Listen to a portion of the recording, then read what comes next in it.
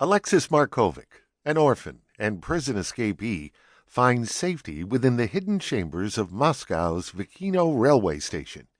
It is here that she grows into womanhood, and soon her brutality becomes legendary.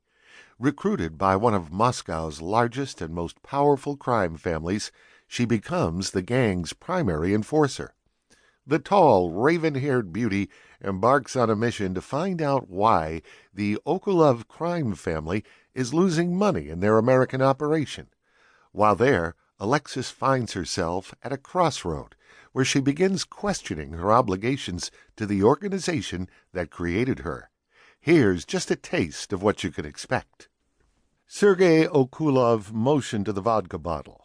Alexis nodded, then watched the gang leader fill the 2 shot glasses. With his index and middle fingers, Sergei pushed one glass toward Markovic, spilling some of the crystal liquid on the desk's surface. Indifferent, Alexis waited until Sergei the Bald picked up his glass and then responded to the toast. Repeating the familiar words, Budum Zdorve, she smiled inwardly. Staying healthy in Moscow was an ongoing problem as the gang wars between Chechen factions and their Russian counterparts continued to escalate. "Would you like to take a trip, Alexis?" "Sure, Mr. Okulov. Where to?" "America." It wasn't the place Alexis anticipated, but the name immediately conjured up images of both poverty and riches within a society obsessed with crime, sexuality, and class warfare.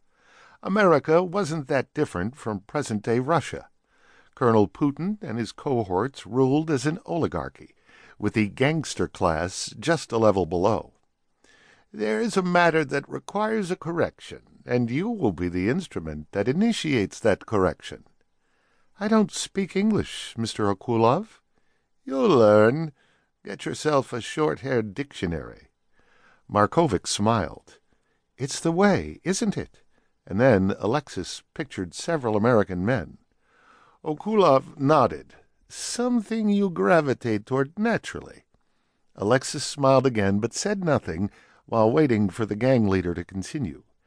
After the glasses were refilled, Okulov began. "Our enterprise has grown, Alexis. We have crossed the ocean."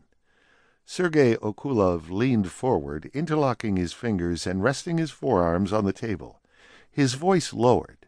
"Some think that the ocean and the country offer a barrier of sorts." Then he laughed. "That's hardly the case when someone like you exists." Sergei the Bald inched forward, encroaching on Alexis's space. It was a move designed to emphasize what he would say. "When someone forgets who made it possible to reach a station in life that was denied at birth, they must be reminded. What is so easily forgotten," and he moved his head from side to side, "is that someone like you is always available to jar the memory. No one is immune. No one can escape. No one. I have selected you, Zolushka." And then Okulov stopped, noting the slight tightening of Alexis' jaw. After a short pause, he continued, "I make it a practice to know. I know everything I need to know, both the important and the mundane, about you and the others, those who work for me and those that pose a threat.